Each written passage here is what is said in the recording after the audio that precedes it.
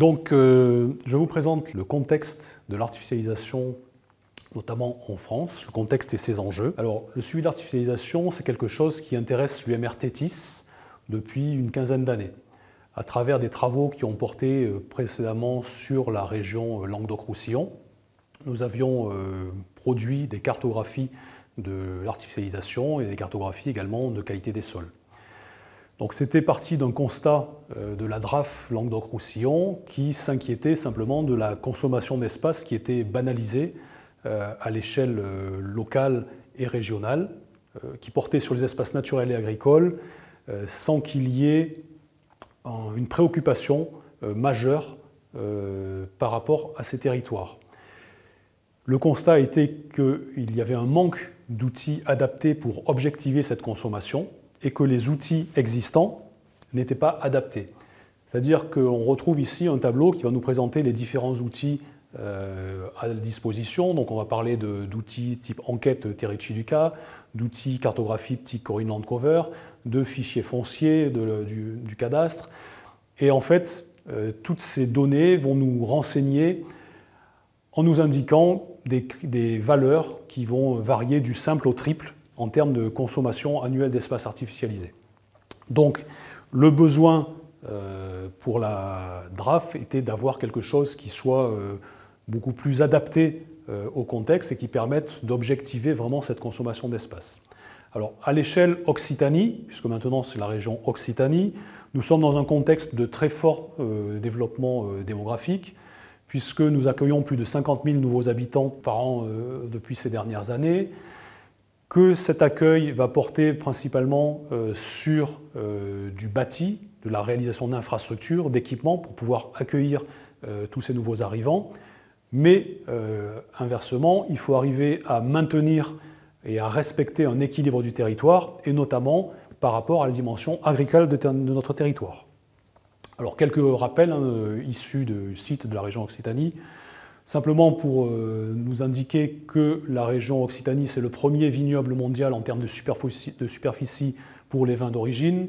C'est également la première région de France agricole en termes de superficie. C'est la première région bio en termes de nombre d'exploitations. Donc on a, je ne vais pas énumérer tous les chiffres, mais on a 165 000 actifs dans le domaine agricole. Donc c'est vraiment quelque chose qui est important pour la région. Si on se positionne à l'échelle nationale, cette consommation d'espace, pour rappel, on a environ 36 000 communes en France, donc le fait de consommer une parcelle ou quelques parcelles par an à l'échelle locale, c'est quelque chose qui va être jugé tout à fait légitimement comme pouvant être marginal, sauf que quand on le multiplie par 36 000 communes, qu'on multiplie par les années, on arrive à des prélèvements qui sont vraiment importants. Et donc là, les chiffres sur lesquels on s'accorde, ici vous avez une présentation des chiffres du CEREMA que l'on va trouver sur le portail de l'artificialisation. On est globalement entre 20 et 30 000 hectares d'espaces naturels, agricoles et forestiers qui sont consommés chaque année par l'artificialisation. Du point de vue agricole, je vais vous présenter tout à l'heure le contexte agricole de la région Occitanie. Du point de vue agricole, en France, on constate des intentions et parfois des acquisitions de grands domaines agricoles par des acteurs étrangers. Donc là, on se retrouve face à une question d'un véritable patrimoine stratégique en termes de production alimentaire à préserver. Et c'est quelque chose que l'on peut aussi voir à l'échelle internationale à travers tout le phénomène d'accaparement des terres agricoles par des pays tiers, qu'il s'agisse d'acquérir une indépendance alimentaire, de produire des agrocarburants ou simplement de faire des investissements. Donc ici, vous avez une carte qui est issue du site et du projet The Land Matrix, qui représente globalement où se situent les principales surfaces qui font l'objet de cet accaparement. Alors, la maîtrise de l'artificialisation en France est quand même quelque chose qui n'est pas nouveau. Ça fait quand même un certain nombre d'années que le législateur s'y intéresse. Il y a eu un certain nombre de lois et de plans qui ont tenté de prendre en compte, qui ont pris en compte cette question depuis de nombreuses années, depuis les années 2000. Donc on a eu la loi sur le renouvellement, la solidarité et le renouvellement urbain, la loi de modernisation de l'agriculture, on a eu le plan national biodiversité. Dès 2012, un observatoire national de la consommation des espaces artificialisés, des espaces agricoles a été mis en place. C'est devenu l'Observatoire des espaces agricoles, naturels et forestiers en 2016. Donc c'est une préoccupation de longue date. En 2017, il y a également eu une commande auprès de l'INRA et d'IFSTAR d'une expertise scientifique collective. Donc le principe, c'est qu'un donneur d'ordre public va s'adresser à des établissements de recherche pour demander de faire un état de l'art, un état des lieux vraiment d'une situation. Donc ça a donné lieu à ce document rédigé par de nombreux scientifiques de divers établissements, sols artificialisés et processus d'artificialisation des sols, déterminants, impact et levier. Donc cette étude est disponible.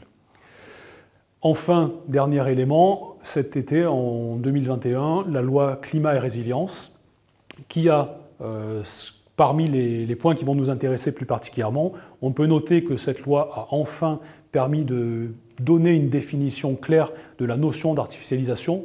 Jusque-là, les différents opérateurs, les collectivités, services d'État avaient leur propre définition de l'artificialisation qui n'était pas forcément toujours cohérente les unes avec les autres. Donc on a désormais une définition officielle. Deuxième point vraiment important par rapport à notre problématique, c'est que la loi fixe une diminution par 2 du rythme d'artificialisation des terres d'ici 2030. Et enfin, un objectif à plus long terme du zéro artificialisation nette à l'horizon 2050. Donc vous voyez que par rapport à tous ces éléments, la géomatique, c'est vraiment un outil qui est au cœur des objectifs et des dispositions réglementaires, parce qu'elle va nous permettre de calculer, de caractériser, de représenter, de modéliser des dynamiques spatiales sur le terrain. Et donc qu'il s'agisse de données, qu'il s'agisse de logiciels, qu'il s'agisse de méthodes, qu'il s'agisse de produits cartographiques, c'est vraiment un outil qui est indispensable. Alors, pas pour le géomaticien, mais pour les acteurs du terrain et les décideurs du terrain qui vont pouvoir s'appuyer sur les informations qui sont mises en valeur.